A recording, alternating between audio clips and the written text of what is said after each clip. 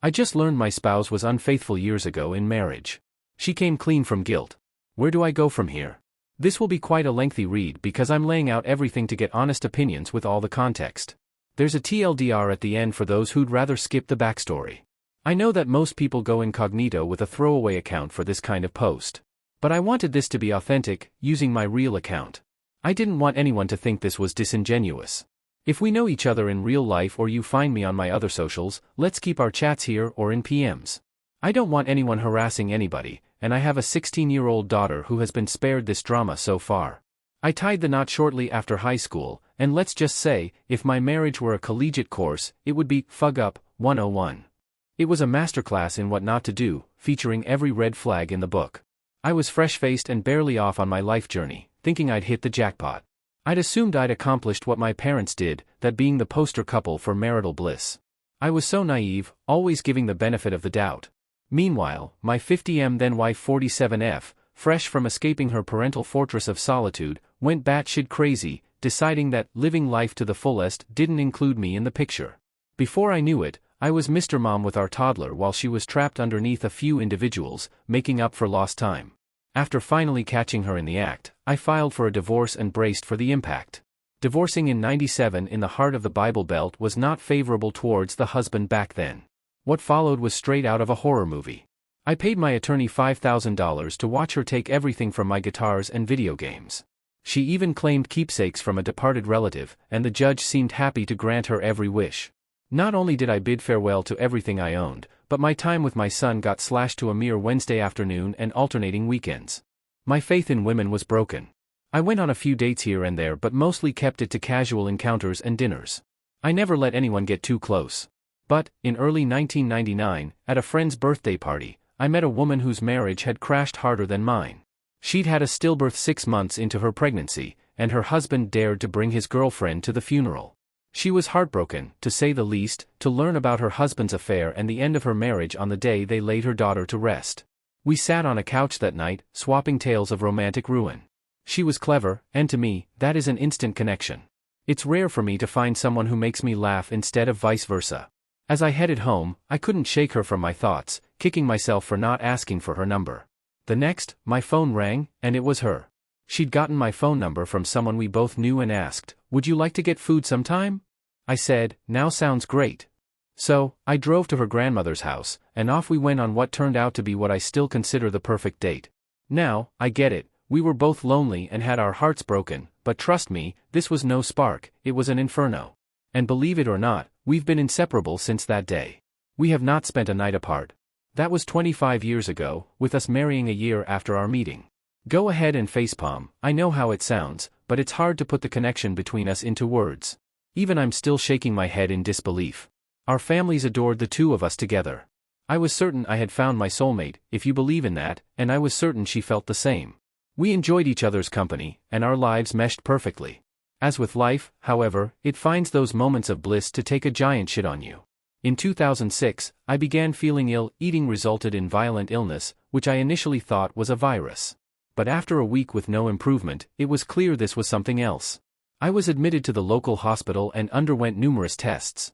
When I was first admitted, I weighed 222 pounds at a height of 6 feet 2 inches. Within a year, I had dropped to 146 pounds, and my condition dumbfounded the doctors.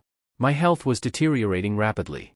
Throughout the ordeal, she never left my side, her hand in mine, begging me not to leave her. In late 2007, a last-ditch effort sent me to the Cleveland Clinic, where a young doctor rushed me into surgery. When I awoke 3 hours later, she was there, hand in mine, with a smile. It was a success, I was cured. While I'll spare you the details, it involved my colon. Finally, I could eat and move without agony. My life resumed, and we were happy again. The following year, she received a lucrative job offer in her field, earning more than I did. That didn't bother me at all, she worked hard, and she'd earned it. After her miscarriage, my wife was unable to conceive. We had been trying since 2000 and eventually came to terms with the fact that it might not happen. In 2010, we got a call from the state of Minnesota about a 2-year-old girl who had been taken from her mother due to drug-related charges. They asked if we would consider adopting her because the mother had requested she be placed with family members before her parental rights were terminated. My wife and I drove for 30 hours to meet her, and after a few months, We adopted her and welcomed her into our home. Our daughter faced social challenges and had endured abuse, leading the two of us to decide one of us needed to be at home with her. As mentioned, my wife earned significantly more, so it made sense for me to be the one to step into the role. I dedicated each day to supporting our daughter's mental health. While I played a part, I can't claim all the credit for this. Her preschool, kindergarten, and therapist were instrumental in her learning to socialize and trust again. Eventually, I took up freelance journalism, so I was home when our little one finished her school day. Our evenings were family time, and we took small trips on weekends. It was in 2017 that my wife returned from work one evening, deeply shaken by what she told me was a workplace argument. Despite my attempts to console her, she remained incorrigible. She was declaring her intent to find a new job. She'd never had any issues before, so I was stunned. For days, she was a mess and withdrawn. When I pressed for details, she'd say, "It would only upset you. Let me deal with it." True to her word, she left for a new company within a week, accepting a 15% reduction in pay. I should have questioned it then, but she never gave me cause for concern. Once she began her new role, life returned to normal, and our family happily moved forward. In 2022, I published my first novel with an independent publisher, fulfilling a lifelong dream. I could sense the pride emanating from both my wife and daughter. I had achieved this milestone before my 50th birthday, and I couldn't wait to start on my second one. And now, ladies and gentlemen, this is where my world breaks. In 2023, as I was finishing up my new novel, my 27-year-old son from my first marriage died suddenly of a heart attack. He had an underlying condition that none of us knew about. I want everyone to understand that when you say, "I couldn't imagine my child dying," you truly can't. There is no pain quite like it. My wife and daughter, who also felt his loss deeply, did their best to support me. But there is no way to deal with such a tragedy. In the months following his death, I immersed myself in my work, striving to complete my second book for him. On the day I finished it in January, my father passed away after a long battle. Dad had been ill for a long time. You think you can prepare yourself for that, but that's a lie you tell yourself. The loss was hard, and my daughter was instrumental in getting me back on my feet. My second book was released in February, and I tried to smile as I had my release party. At the beginning of April, I started feeling better, writing outlines for my third novel and doing the same things I'd always done with my wife and daughter. My wife and I have a Wednesday tradition where she picks a random recipe she finds online, and we cook it together. On April 3rd, while making crockpot chicken tacos, I thanked her for everything. She asked why, and I thanked her for everything she'd done to get me through the tough times. I shared a lot of pent-up emotions, telling her I couldn't have managed without her. She started crying, then weeping, and soon she was sobbing uncontrollably. I tried to comfort her with a hug, but she pushed me away. I apologized, not realizing my words would stir such a reaction. Suddenly, she confesses her infidelity. I laughed, mistaking it for a joke. She grabs my shoulders and then details how, back in 2017, a 28-year-old at her former job started flirting with her, and she reciprocated. She believed it was innocent, yet it persisted. My wife has always feared growing old. Her birthdays were days she dreaded every year. She admitted that the attention from a younger man was exhilarating. She told me that turning 40 had sent her into a tailspin and that she couldn't talk to me about it because I would have just shrugged it off. He invited her to leave work early and come to his place one day. She couldn't understand why she chose to, maybe it was the thrill. She said she didn't know, but she went and ended up sleeping with him. Afterward, she felt terrible, glaring at her keychain in his driveway because it had a photo of me holding our daughter. She drove home, and that's when she lied about having a workplace argument. She never wanted to return there. It's why she suddenly went somewhere else. She then told me she wanted to tell me but didn't have the fortitude to do it. I remained silent, just wide-eyed and open-mouthed. She apologized, saying she couldn't live with it any longer. I just shook my head, unable to speak a single word. She offered to leave if that's what I wanted, to attend counseling, or even to beg for my forgiveness. Instead, I picked up my AirPods and phone and walked out. I wandered from 6 in the evening until almost 11 that night. When I returned, she was on the love seat, asking if I was ready to talk. I shook my head again, went to my office, where I had a couch, and slept there. The next day, after our daughter left for school, she asked if I had anything to say. I said yes. I questioned why she brought this up after the worst year of my life. Why couldn't she have kept it to herself until I could somewhat deal with something of this magnitude? She just looked away. I scoffed and told her to go to work and to try not to fug anyone during her lunch break. That would have been April 4th, those were the last words I said to her until last night. She had attempted to talk to me several times, but I would just walk past her into my office, trying to focus on my upcoming science fiction comedy book. Writing something funny is challenging when the thought of your spouse rolling around with another man stuck in her consumes your thoughts. A week ago, my daughter asked in the car if everything was okay, and I lied to her, which made me feel sick. Then, last night, my wife came to the office door and asked, "Are we getting a divorce?" I looked at her and replied, "Looks like it." She started crying and closed the door. I haven't consulted an attorney, and the thought of divorce hadn't crossed my mind until she mentioned it. That's why I wrote this essay. Where do I go from here? How do I start to untangle this mess? I have no desire for therapy. I don't even want to step outside. I'm broken at this moment. The burden of everything has been overwhelming. There's been so much to bear this past year. What do you say to someone who has been by your side through it all, only to tear your heart apart? Thank you for reading to the end. And for those who are part of the TLDR crowd, my wife decided to go home with a younger man, felt guilty about it, and quit her job. She waited 8 years to tell me about it. Update: after spending Saturday morning formulating and reading the staggering number of comments, I've made my decision.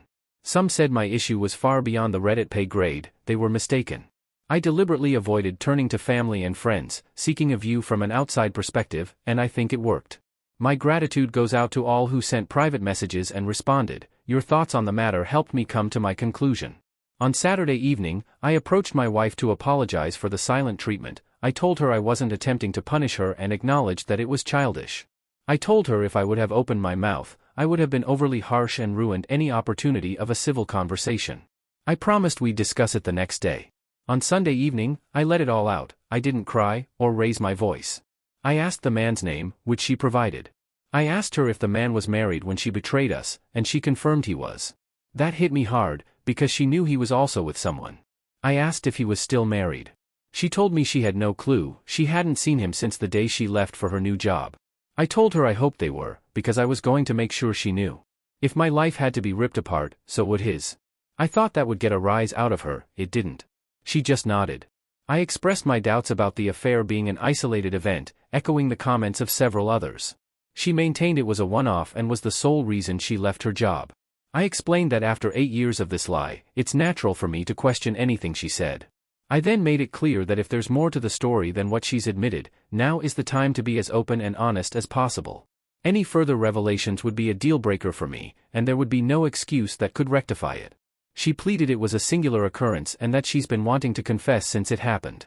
I asked if he had reached out after her departure. She denied any contact. I responded that it didn't surprise me, assuming he got what he wanted and moved on to another person at work. It was the only cheap shot I threw. I requested that she leave the house for a few weeks. I wasn't telling her it was over, but I wanted to be away from her. I suggested she could stay with her sister, her mother, or even rent a place, anywhere but here. I also informed her of my intention to discuss the situation with our daughter, who is 16 by the way. Some people have commented believing her to be quite younger. To my surprise, my wife revealed she had already told her about a week ago, which I was completely unaware of. She inquired about the tone of the house, and my anger, and my wife confessed to her. Before my daughter went to bed, I asked her, and indeed, my wife had admitted that she had been unfaithful. I wanted to know why she hadn't come to me about it, and she told me she didn't want to make me feel worse. I've decided to keep her home from school tomorrow to have a heart-to-heart about everything. It's important for me to understand her feelings and to emphasize that harboring hatred towards her mother isn't the goal. Her mother has always been loving and supportive. It's natural for her to feel angry, and that's okay, but picking sides isn't beneficial. Nobody wins in this situation. It's a tough reality I'm coming to terms with. Everyone loses. Tomorrow, I plan to contact 3 local therapists and reach out to the grief counselor I met after my son's death. I'm not interested in couples therapy. I believe individual therapy is what I need, and since it's highly recommended, I'm going to pursue it. My daughter's school year is ending soon, and I'm looking forward to spending quality time with her. I prefer to keep our plans private from family and friends. It's our personal matter. Someone advised me about controlling the narrative, but the only thing that matters now is that my daughter knows the truth. I need some time to come to terms if this relationship is salvageable. I need this time for self-reflection and to assess the situation. When she asked if we were going the route of legal separation, I clarified that it wasn't the case. I told her that when I look at her it brings up feelings of anger, which isn't healthy. To my astonishment, she consented to everything. She doesn't want our relationship to end, and I reminded her that her actions with him forfeited that choice to me. She mentioned my wedding ring as a sign that she still matters to me, and I assured her that she does. I proposed we conclude things there. As I walked by, I touched her shoulder. She nodded in agreement. Later, she phoned her sister and made plans to stay with her the following evening after work. TLDR. I want to express my gratitude to everyone for their support and guidance, except to the a-hole that just wanted to pick a fight. I apologize for the length of my initial post. I believe the full context was necessary to help you understand why I'm so conflicted. To those who reached out privately and know my identity, your discretion is deeply appreciated. I'm looking forward to spending the next month with my daughter and starting therapy. Your messages are welcome, and I'll do my best to respond to each one. I'll provide another update in the future when I've made a decision about our next steps or if it's time to move on. I am not rushing into this decision lightly.